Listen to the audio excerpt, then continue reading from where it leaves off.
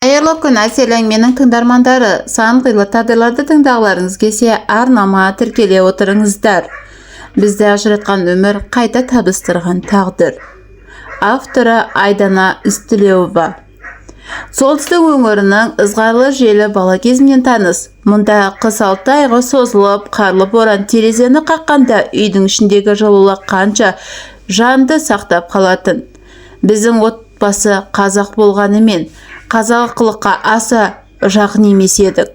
Анам жартылай орыс, жартылай қазақ. Әкем нағыз қазақ, бірақ біздің тағдырдың айдауымен бізді орысша тәрбиеледі.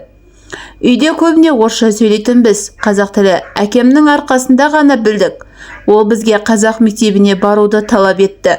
Бәлкім, сол үшін оған өмір бойы алғыс айтармын. Егер сол шешімі болмаса, мен де айналамдағы көп достарым сияқты қазақша дұрыс білмей өсуі мүмкін еді. Мектепті бітіргенде менің қайда баратынымды әкем әлдеқашан шешіп қойған екен. Алматы. Бұл қаламаған ертегіде көрінді. Солтүстік суығынан кейін Алматының жылы самалы, таулары, алқызыл шие гүлдері бәрі таңсық еді. Бірақ ең бастысы, мен мұнда өз бетімше өмір сүріп үйренуім керек болды. Жатақхана студенттік өмірдің символы. Бірде аш, бірде тоқ жүрдік. Картоп пен макарон біздің негізгі тағамымыз еді. Кейде стипендия кешігіп құрбыларымызбен соңғы тиын тебенімізді жинап, бір қап ұн сатып алатынбыз. Сол ұннан жайма жасап, сорпаға қоса салатынбыз.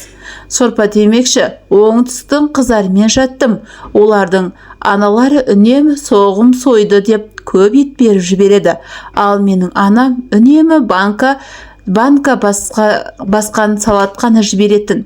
Ол кезде бұл қиындық сияқты көрінетін, ал қазір сол күндерді сағынышпен еске аламын. Кейде жалғыздық сезімі мазалайтын, туған жерден жырақта, таныс емес қалада, мүлде басқа өмір салтына бейімделу оңай болған жоқ. Бір уақыт өте келе, Алматы менің екінші үйіме айналды. Достар таптым, өмірдің жаңа қырларын аштым. Анамның бойында орыс қаны араласқандықтан болар, біздің үйде ет тағамы сирек дайындалады. Анамның етті көп жесең қартайып кетесің деген сөз ұстанымы бар. Сондықтан ас үйімізде тауық еті мен көкөністері жиі кездеседі. Біз үшін сорпа десе борщ, ет десе тауық мүмкін, сондықтан да етті көп аңсамаймын. Студенттік өмір өз қызығымен өтіп жатқан. Бір күні жатақханада бас қосып шай ішіп отырғанбыз. Сол кеште Аянмен таныстым. Оңтүстіктің аптап ыстығы жүзінен көрініп тұрғандай, қара торы, қою қасты, жарқын жігіт екен. Келген беттен ақ қыздардың ортасын ду күлкіге көмкеріліп, әзілмен бәрін аузына қаратты. Мен мұнда қаран арзан қалжыңға елтіп күлетіндердің қатарынан емеспін. Аян бұны тез байқады. Басқалары күлкіден еріні кезергенше менің жүзіме салқындықпен қарағанымды аңғарған болар. Көзімен мені іздей бастады. Ақыры үзіліс тапқан сәтте жаныма жақындап, есімін кім деп жүзіне таңдану мен қызығушылық қатар ұялаған кейіппен. Ая, дедім қысқа ғана. Ол сәл кідіріп, өте әдемі есім деп күліп, мен үндемедім. Ол тағы бірдеңе айтқысы келіп тұрғандай, бірақ менің суық қабағым тежеп тұрғанын сездім де жымиып қойдым. Сол кештен бастап мені жіпсіз байлаған көзқарастың астында жүретінімді біліппін. Кейінгі күндері Аянды жиі ұшырастыратын болдым. Ол жатақхананың ең көңілді, бәрімен тез тіл табыса кететін жігіт еді. Мен болсам, оны байқамаған сыңай танытып, өз тірлігімен жүрдім. Бірақ оның назарынан тыс қалу мүмкін емес еді. Кезекті бір кеште ас үйде шай қайнатып тұрғанымда ол қасымнан өте бере кілт тоқтады. Сен мүлде ет жемейсің бе? Деді кенет. Жеймін, бірақ сирек, дедім иығымды қиқаң еткізіп. Етсіз қалай өмір сүресің? Деді ол таңданысын жасыра алмай. Қиын емес, біздің үйде ет аса қатты дастарханның сәні емес, дедім жай ғана. Қызық екен, мен етсіз тамақ ішсем аш қалатындай боламын деп күлді. Сендер не жейсіңдер сонда? Тауық, балық, көкөніс, кейде борщ жасаймыз дедім. Аян басын шайқап жымиып қойды. Сенің борщ ішіп отырғаныңды елестету қиын екен деді. Неге? Білмеймін. Біртүрлі сен мен елестеткен қазақ қыздарына ұқсамайсың. Бұл сөзден біртүрлі күй кештім. Жақсы ма, жаман ба? Ол иығын көтерді. Әзірге білмеймін, бірақ менің саған деген қызығушылығым күннен күнге артып барады, деді де ол әзілдеп, бірақ көзі мүлде салмақты еді. Мен үндемедім. Бәлкім сол сәттен бастап менің де ішімде бір өзгеріс басталған шығар. Аян маған сезімін ұзақ уақыт бойы ізімнен қалмай жүріп, менің жоқ деген жауабыма қарамай 1 жыл бойы махаббаттың дәлелдеуімен тынбады. Басқалары болса 1-2 рет жауапсыз сезімге тап болса ізін суытып кететін, ал Аян өзгеше еді. Жатақханада да қыздар әртүрлі сөздер айтып жүрді. Кейбірі әзілдеп, кейбірі шынымен қызығып. Аян, сенде жігітім болса әлде қашан жүріп кетер едім дейтін. Аяны қайтесің? Мен деп менің төзімімді сынағандай тік айтатындарды табылдатын. Мен ондай кезде ләм-лем демей, жай ғана жым-жырт күйде қасынан өте шығатынмын. Негізі толық атым Аяулым, әкем қойған есім. Бірақ үйде менен кейінгі сіңілерімнің есімі Даша мен Дина болған соң, мен де өз атымды ықшамдап Ая деп атауды жөн көрдім. Бір жағы жатақханадағылар да солай деп айтуға үйреніп кеткен еді. Аяннан басқа да жігіттер сезім білдіріп көрді, бірақ менің жоқ деген сөзімді ести сала көбі қарасын батыратын. Ал мен Аянды да сондайлардың бірі деп ойладым. Бірақ ол олай болмады. Оның көз қарасында, әрекеттерінде бір жасандылық жоқ еді. Жыл бойы сынып, оның шын адалдығын көз жеткізіп, біз сол күні қыз жігіт болып араласа бастадық. Аян екеуміз оқуды бітіргенше қол ұстасқан ғашықтар болдық. Біздің махаббатымыз жатақханада аңыз болып айтылып жүретін, бәрі бізге қызғана қарайтын. Диплом алған күн екеуміз үшін өміріміздің жаңа кезеңі сияқты еді. Аян маған үйленуге ұсыныс жасағанда қуанышым қойныма сыймай бірден келістім. Бұл сәтті қанша жыл армандадық десеңші. Тойымызды белгілеп, әке-шешемізге айттық. Ол кезде қазіргідей үлкендердің арнайы кездесіп, кеңес құру дәстүрі жоқ еді. Әке-шешеміздің келісімі телефон арқылы ғана болды. Аянның қарапайым Samsung телефоны сол кездегі жалғыз байланыс құралы еді. Сол арқылы менің анам мен Аянның анасы сөйлесіп, келісімдерін берді. Менің анам өзінен бірге шағын ғана топ алып келіп, тойхана мені ұзатып бермек болды. Өйткені әкем солай шешкен. Оның әр сөзін біз үшін заң екенін білетінмін.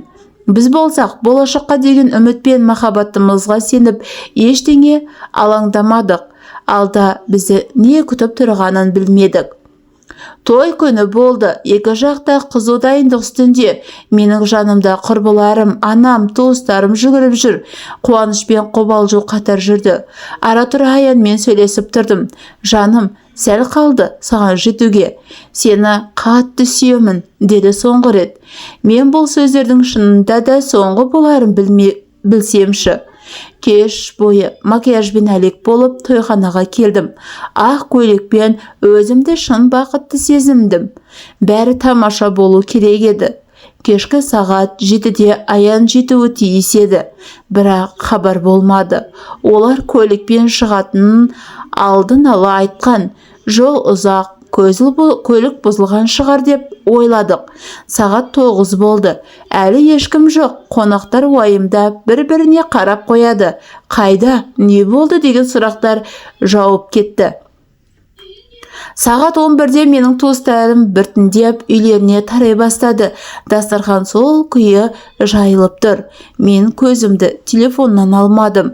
Аянға қанша рет қоңырау шалғаным есімде жоқ. Абонент байланыс аясынан тыс жерде. Телефон өшірулі. Түнгі 12, 1, 2, ешкім келмеді. Құрбыларым жанымда отырып жұбатпақ болды. Бірақ мен олардың сөздерін естімедім. Бүкіл әлем қаңғырап, бос қалғандай көрінді. Тойхана иесі бізге түсіністік танытып, күткенімізге ештеңе демеді. Бірақ сол түні менің тойым болмады. Ақ көйлекте, макияжым көз жасымен ағып, ортада отырып қалғанымды есіме алсам, жүрегім қайтадан ауыр тартады. Бәрі аяқ астынан күлкілі түске айналғандай болды. Қолымдағы сақинаға қарадым да түсіріп алдым.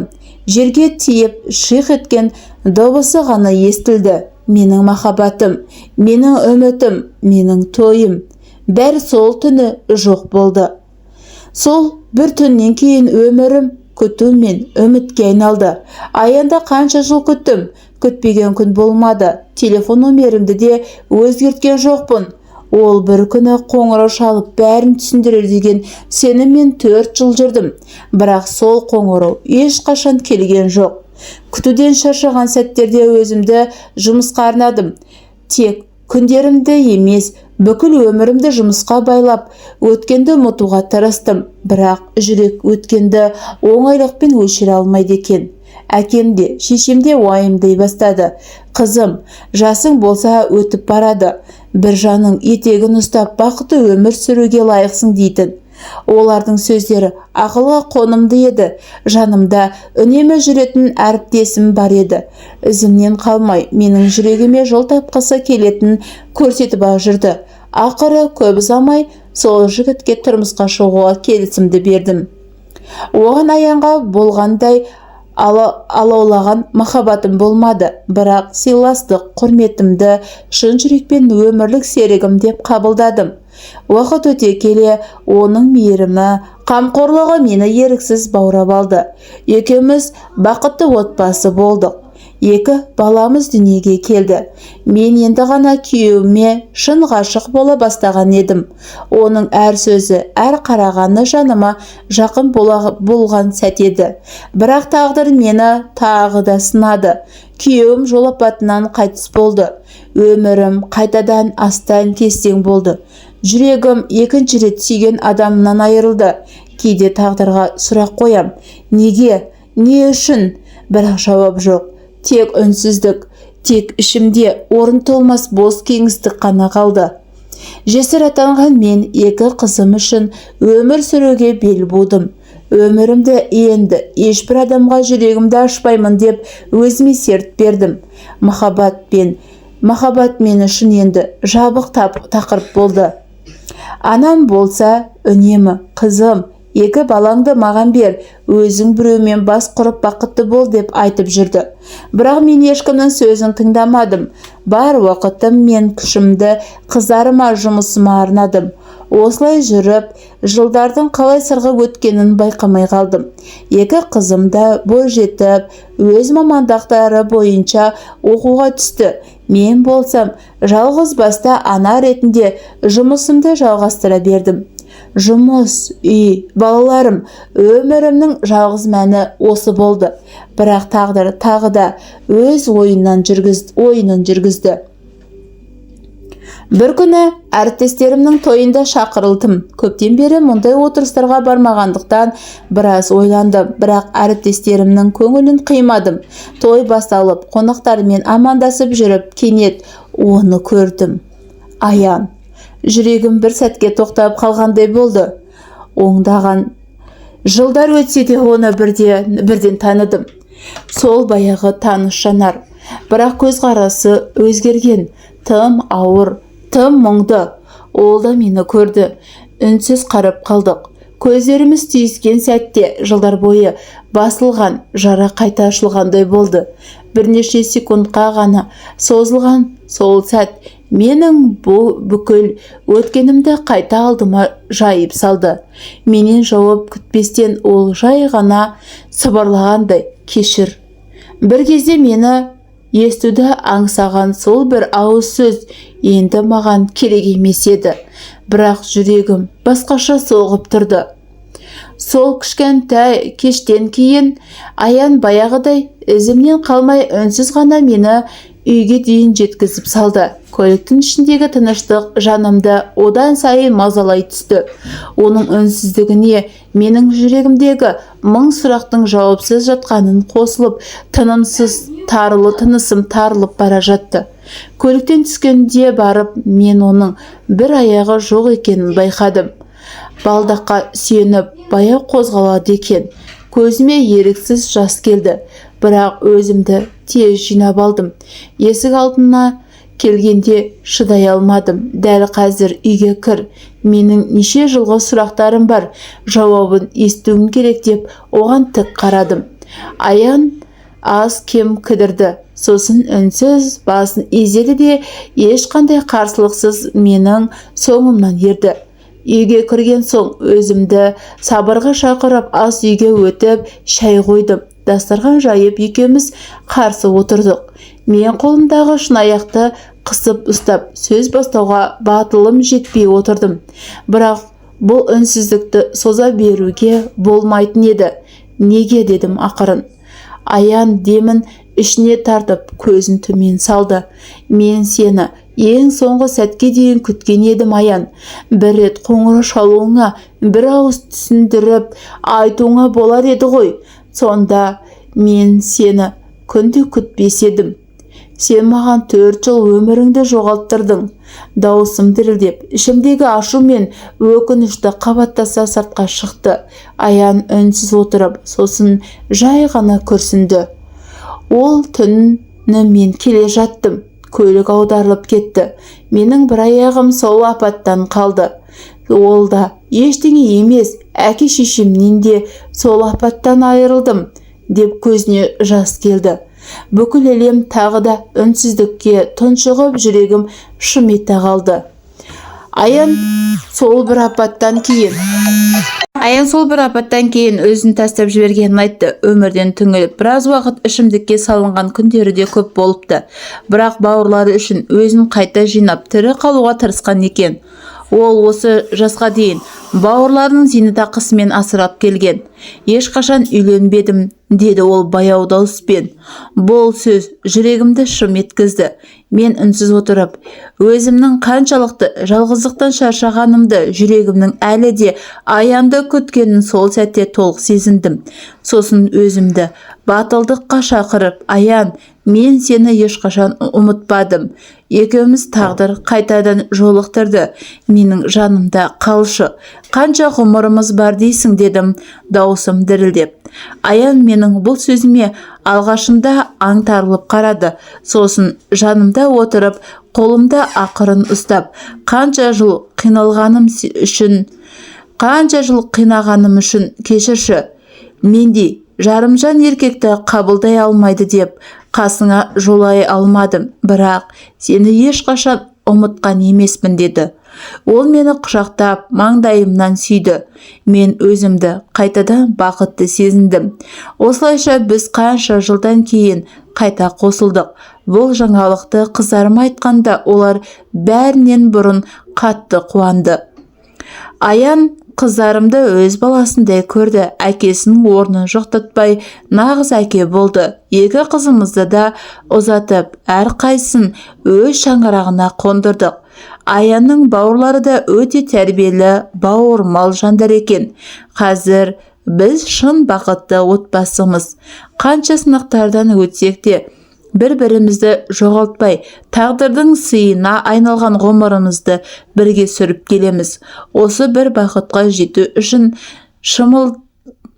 шыдамдылықпен күткен екенмін деп кейде ойланып қоям. Әңгіменің соңына дейін тыңдағандарыңыз үшін көп рахмет.